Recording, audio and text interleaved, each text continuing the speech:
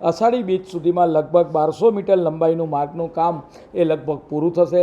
Total જે માર્ગ છે રથયાત્રાના રૂટનો એ 10,000 મીટરનો 10 કિલોમીટરનો માર્ગ છે એ 19 કરોડના ખર્ચે તેનું રિનોવેશન કરવામાં આવશે. એમાં પહેલા તબક્કાની અંદર લગભગ 1.25 કિલોમીટરનો એરિયા આને આપણે વાત કરીએ કે નવીનીકરણ કરવામાં આવશે. ખાડિયા વોર્ડ, દરિયાપુર વોર્ડ, જે માર્ગમાંથી ભગવાન જગન્નાથજીની રથયાત્રા પસાર થતી હોય છે એના જે ભયજનક મકાનો છે એનું આઈડેન્ટિફિકેશન થઈ ગયું છે અને ઉતારવાની કામગીરી પણ ચાલુ છે અને એના ઉપર ખાસ કરીને સિક્યુરિટી પણ મૂકવામાં આવતી હોય છે.